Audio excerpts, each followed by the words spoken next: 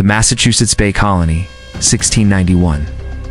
A bitter, bone-deep cold had settled over New England, not just in the air, but in the very hearts of its Puritan inhabitants. The settlers of Salem Village, a rugged, isolated parish, clinging to the edges of the wild, dark frontier, lived in a state of perpetual, anxious vigilance. Their God was stern, their faith a stark. It's an unyielding fortress against the chaotic, evil world they believed lay just beyond their cultivated fields.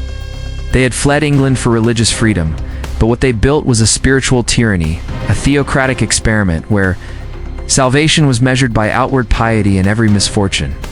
From a spoiled crop to a child's fever was meticulously scrutinized for the devil's handiwork, where in the small, crowded parsonage of the Reverend Samuel Paris. The air was thick with the smells of wood smoke, old linens, and simmering anxiety. Paris, a man whose ambition often outpaced his pastoral charity, had brought with him from Barbados a pair of slaves, a middle-aged couple named John and Tituba, and with them he unknowingly imported a thread of magic, mystery, cultural complexity that would unravel the entire colony. Tituba, a woman of deep and resilient spirit, often entertained the young girls of the Paris household, particularly the Reverend's 9-year-old daughter, Betty Paris, and his 11-year-old niece, Abigail Williams.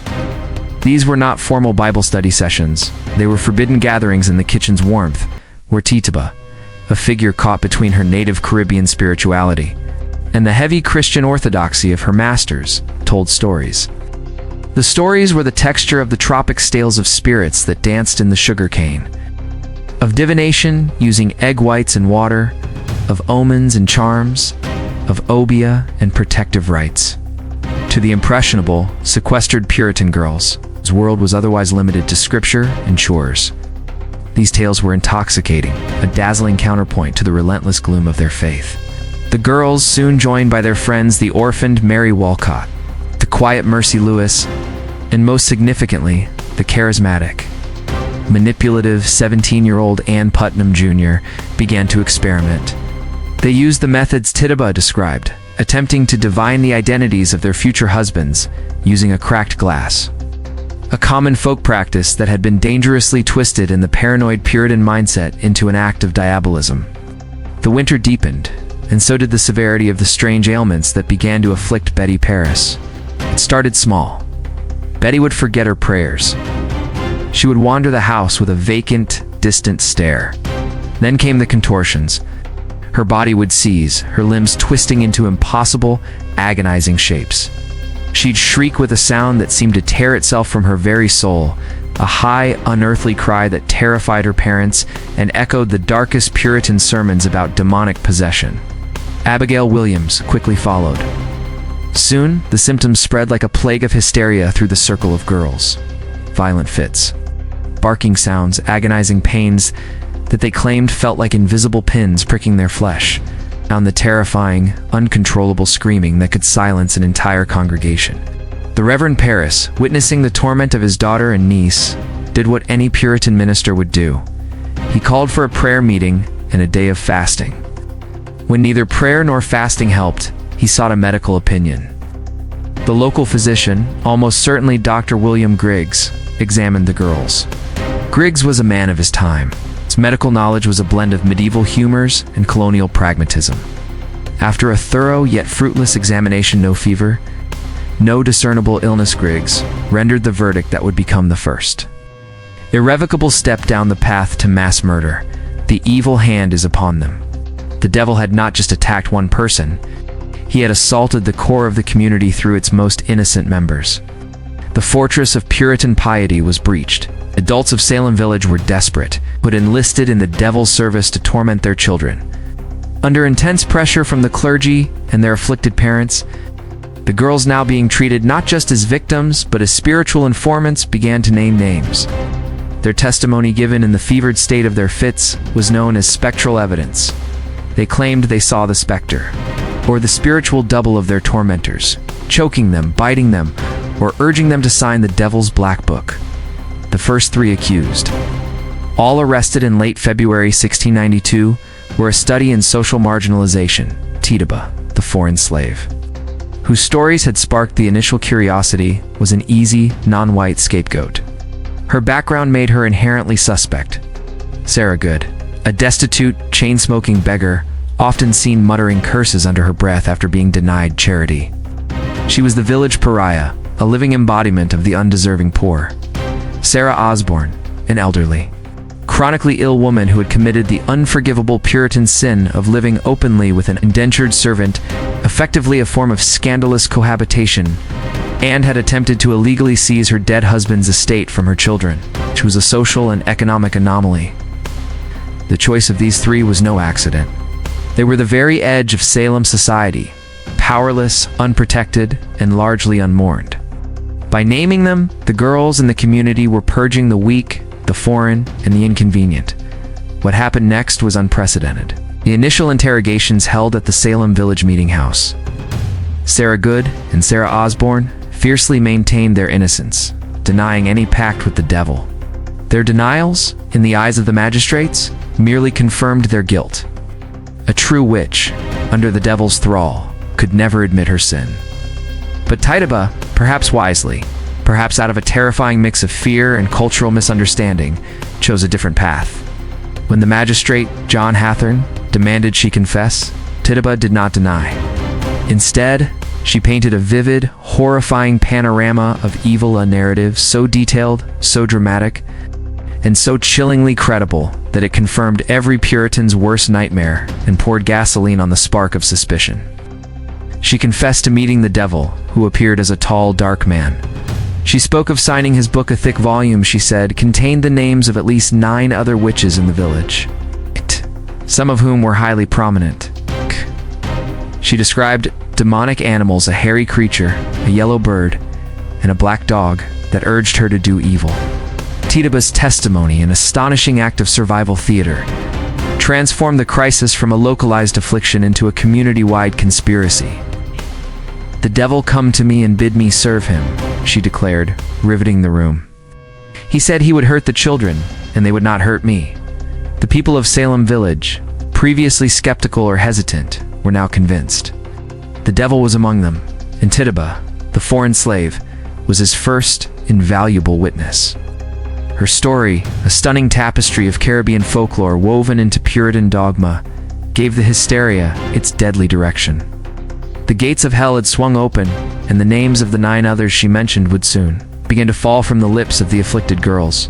No longer confined to the poor and marginalized, but aimed squarely at the pious and the prominent. The stage was set for the darkest chapter in colonial American history, one that would pit neighbor against neighbor, parent against child, and faith against logic. The secrets of the Salem Witches were about to be bought with blood, and the weight of an invisible world was about to crush the foundations of an entire colony. Tituba's confession, delivered with a theatrical flair born of desperation and a lifetime spent navigating the whims of powerful masters, was the turning point.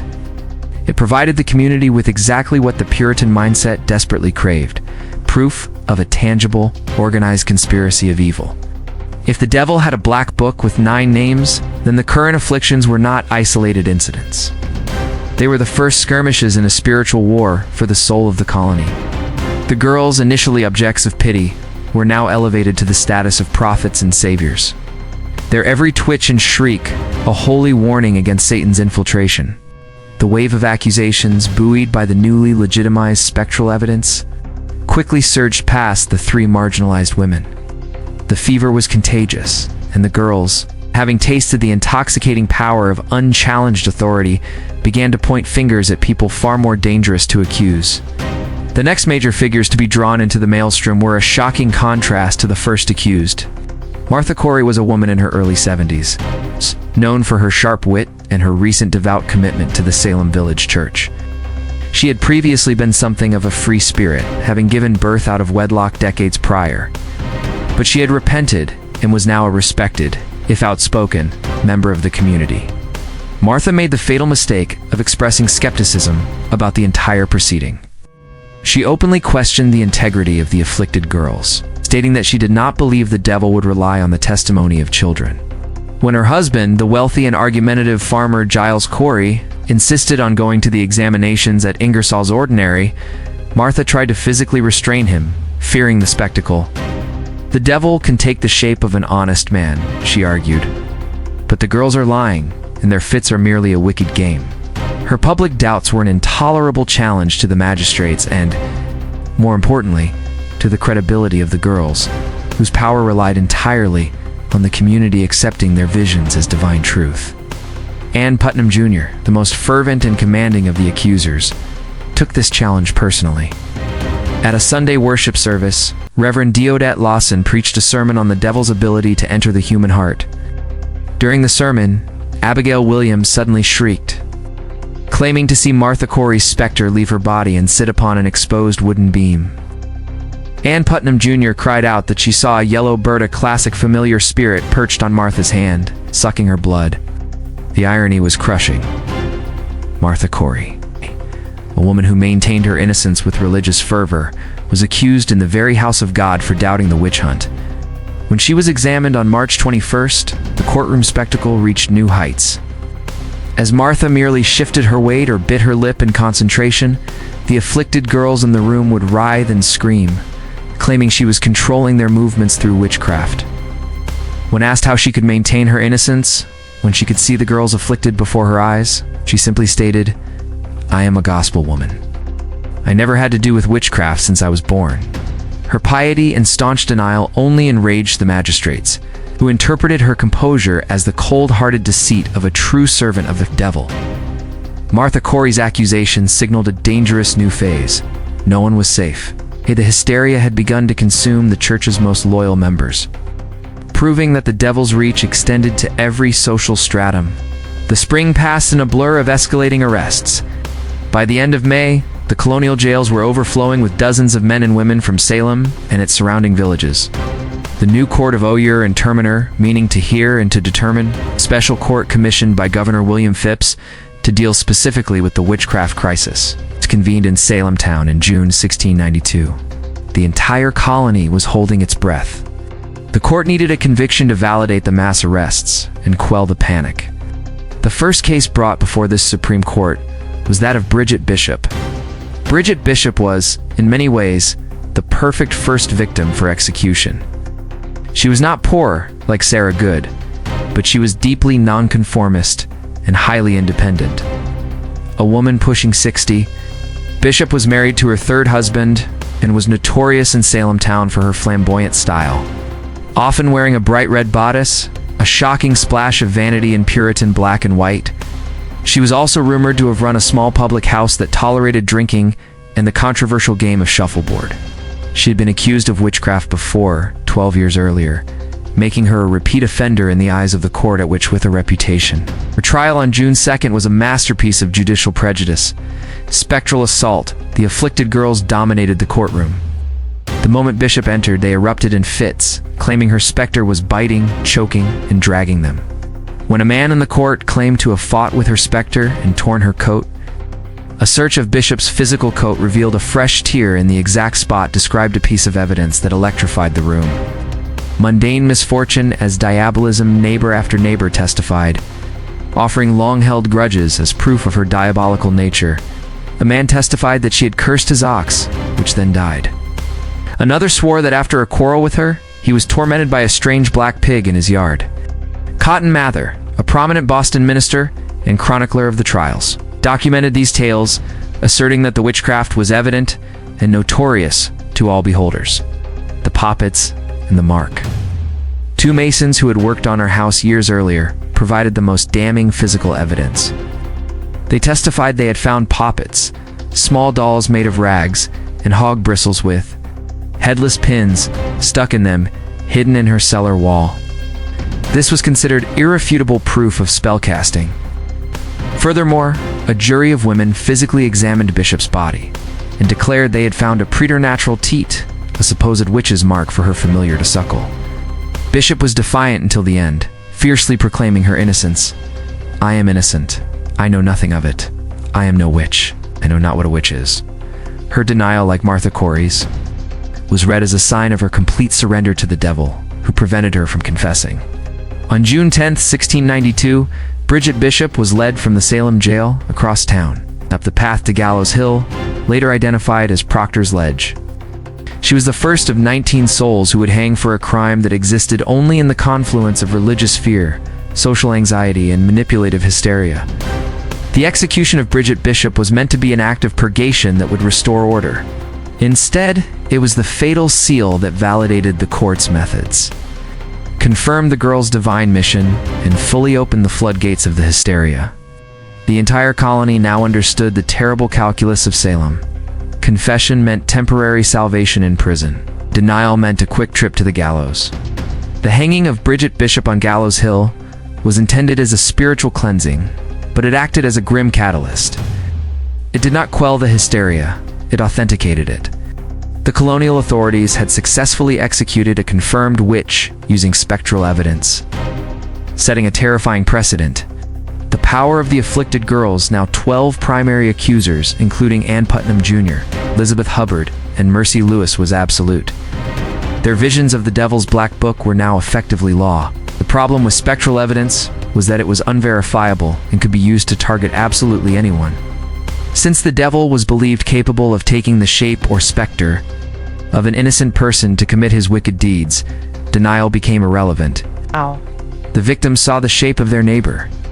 The court believed the neighbor had either willingly lent their shape to the devil or had been coerced. In either case, they were guilty. This legal loophole erased the core principle of justice, making it impossible for the accused to prove a negative. The escalating accusations soon found a target far more prominent and dangerous than Bridget: Bishop John Proctor and his wife Elizabeth Proctor.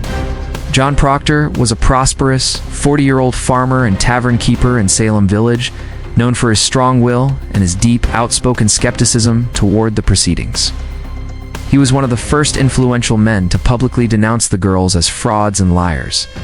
When his servant Mary Warren, one of the afflicted girls, began experiencing fits and testifying against others, Proctor intervened with rough, decisive force, famously stated that if the girls' afflictions were real, they should be taken and severely whipped until they confessed to the fraud, adding with bitter sarcasm, "If she runs, I'll run after her and fetch her to beat the devil out of her." He insisted that the girls were merely playing a game to escape work and enjoy attention. This public defiance sealed his family's fate. The accusers, led by Ann Putnam Jr., understood that John Proctor was a direct threat to their newfound authority. The attack began with his wife Elizabeth Proctor, a woman of respected character. In early April 1692, the girls began to accuse her. When Elizabeth was brought for examination, the spectacle was appalling. The afflicted girls claimed they saw the specter of John Proctor assisting his wife in tormenting them. John Proctor, who was present, could not hold his tongue. He interrupted the proceedings, angrily questioning the girls and the magistrates, challenging the entire foundation of their justice. The girls immediately turned on him. Mary Warren, now hysterical and controlled by the other accusers, cried out that the specter of John Proctor was sitting upon the rafters, commanding her to sign the Black Book. John Proctor's powerful denial became the most damning evidence against him. He was not just accused of witchcraft. He was accused of attempting to dismantle the Holy Court itself. The warrants for John and Elizabeth Proctor's arrests were issued immediately. They were separated and hauled off to the dreadful, disease-ridden jail in Boston. The tragedy did not end there. Their 8-year-old son, William, was also accused, followed by John's eldest son, Benjamin, and his daughter-in-law. The Proctors became the first entire intact family unit targeted by the court, demonstrating the merciless reach of the accusations. As the jails filled, the magistrates continued to prioritize confession over justice. They offered a perverse path to salvation: confess to the capital crime of witchcraft, implicate others, and be spared the gallows. The second person to confess after Taduba, and the first free New Englander to do so, was a troubled young woman named Abigail Hobbs. Abigail, arrested around the same time as the Proctors, was terrified and overwhelmed by the magistrates, who repeatedly demanded she admit to meeting the devil. She broke. She confessed to signing the Devil's Book, and following Taduba's successful example, began to name those who were with her. Crucially, Abigail Hobbs identified both Bridget Bishop and George Burroughs as fellow witches who had attended diabolical meetings. This confirmation, given by a free colonist, further legitimized Tituba's original testimony and provided the court with confirmation that a vast hidden conspiracy was at work. The confessors, like Tituba and Abigail, became essential tools for the court. They didn't face the death penalty because by confessing, they were believed to have repented and broken their pact with the devil. More importantly, they became the court's star witnesses, their vivid, coerced tales of witches' meetings, evil sacraments, and flying on poles transforming the spectral visions of the girls into factual accounts of treason against God. With the proctors in jail, the accusers gained unprecedented confidence. Their greatest ambition, fueled perhaps by rivalries between Salem Village and Salem Town, was the destruction of Reverend George Burroughs, Don. Burroughs had been the minister of Salem Village years earlier, but his tenure was marked by controversy over his salary and his family's financial struggles. He had long since moved north to Maine, but the girls recalled him. The accusations described him as a physically strong, almost superhuman figure, a description that tapped into the fear of a charismatic dark leader commanding the witch coven. When Burroughs was arrested and brought back to Salem, the afflicted girls claimed he was the ringleader of the devil's organization in New England. The black minister who presided over the witches' Sabbaths. They claimed he had the supernatural strength to lift a musket with just one finger. Ridiculous but terrifying. Claim that appealed directly to Puritan anxieties about the hidden power of evil. The accusation against Burroughs was an escalation that stunned the colony. If a minister, even one whose employment had been contentious, could be the chief agent of Satan, then who in New England could possibly be trusted? The search for the devil was no longer confined to the fringe, was now aimed at the very heart of the Puritan establishment. The machinery of the trials was now fully engaged. Arrests, examinations, confessions used as gospel, and the gallows looming. The entire colony was teetering on the edge of utter self-destruction, waiting to see if its faith in spectral truth would devour the state itself. By late summer 1692, the Salem witch trials reached their terrifying zenith. The jails in Boston, Ipswich, and Salem were filled with over 200 accused individuals, ranging from 4-year-old Dorcas, good daughter of Sarah Good, held for months, to men and women in their 80s. The trials of June and July had established the horrific effectiveness of the Court of Oyer and Terminer, culminating in the execution of 5 people on July 19th, including the staunchly defiant Sarah Good and Rebecca Nurse. The case of Rebecca Nurse stands as the ultimate symbol of Salem's injustice, I say. She was a 71-year-old grandmother and a pillar of the Salem Village community, pious, well-respected, and known for her Christian charity. Her accusation was a direct blow to the core of Puritan morality. If Rebecca Nurse could be a witch, then goodness and piety offered no defense. Despite overwhelming support from 39 neighbors who signed a petition attesting to her unimpeachable character, the afflicted girls, particularly Ann Putnam Jr., whose family were feuding with the nurses, remained adamant. During her trial, the jury initially returned a verdict of not guilty. The gasp that swept through the courtroom quickly turned to outrage among the accusers and the magistrates. The girls erupted in the most violent fits yet, screaming and convulsing, claiming they were about to be physically torn apart by Nurse's specter. Chief Justice William Stoughton, alarmed by the collapse of order, sent the jury back for deliberation, pointing out that Nurse had once made a cryptic comment about a witness, which Stoughton suggested was an admission of guilt. Confused and intimidated by the spectacle and the judge's clear bias, the jury reversed its decision and returned a verdict of guilty. Nurse was briefly excommunicated from the church, and then on July 19th she was hauled up Gallows Hill and executed alongside 4 others. The execution of such a widely revered woman caused the first significant cracks in the public consensus supporting the trials. The hysteria claimed its most dramatic and brutal victim in the person of Giles Corey, the octogenarian husband of the previously executed Martha Corey. Giles, a cantankerous but successful farmer, was accused shortly after his wife. He had witnessed how his wife and others were doomed by their innocent plea that invited the court to proceed with a full trial based on spectral evidence. Giles, though likely confused and afraid, conceived of a desperate legalistic strategy to protect his considerable estate for his heirs. Under English common law, a defendant could not be tried unless they formally entered a plea, they're guilty or not guilty. If a person refused to plead, they were subjected to a torturous procedure known as peine forte, et dorstrong, and hard pain to coerce a plea. The magistrates ordered the terrible ritual to begin. Corey was stripped naked, laid upon the floor of a field next to the prison, and a board was placed on his body. Heavy stones and rocks were then systematically piled onto the board, one by one. The goal was to crush the air out of him until he yielded and spoke a plea. For 2 agonizing days, the magistrates and the crowd watched as Corey endured the unspeakable pressure. The record states that the sheriff, George Corwin, would periodically ask him to plead. Each time, Giles Corey, choking under the weight, only uttered 2 words: more weight. He died on September 19, 1692, crushed to death by the sheer weight of the stones. He had successfully and horrifyingly defied the court. Because he was never tried due to his refusal to plead.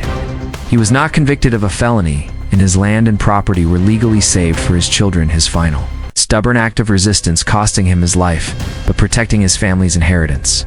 The trials reached their absolute peak in September with a final execution wave of 8 people on September 22nd, bringing the total death toll to 20. However, the tide was already turning. The relentless escalation of the accusers finally crossed a line that the magistrates themselves could not ignore. The girls began to point their fingers at the highest ranks of colonial society. They accused Lady Mary Phipps, the wife of the new governor, Sir William Phipps. They accused prominent members of the Boston clergy, including the wife of Reverend Increase Mather. They targeted Samuel Sewell, one of the very judges sitting on the court of Oyer and Terminer. When the accusers threatened the governor's own household and the families of the most powerful and wealthy men in the colony, the judges and elites were forced to confront a terrifying realization. Spectral power they had sanctioned was now threatening to consume the very government it was intended to protect. They saw the logical conclusion of their own judicial policy. If the specter of the governor's wife could be seen at a witch meeting, then the foundation of the Massachusetts Bay Colony was about to crumble into chaos. September, the most influential minister in New England, Reverend Increase Mather, published a highly critical work, Cases of Conscience Concerning Evil Spirits. Mather argued passionately that while witchcraft was real, it was better that 10 suspected witches should escape than that one innocent person should be condemned. More crucially, he attacked the core legal basis of the trials: spectral evidence. Mather insisted that the devil could and did take the shape of a completely innocent person. Therefore, no court should ever condemn a person based solely on the unverified visions of the afflicted. This essay, coming from a man of Mather's stature, provided the intellectual and moral justification for halting the madness.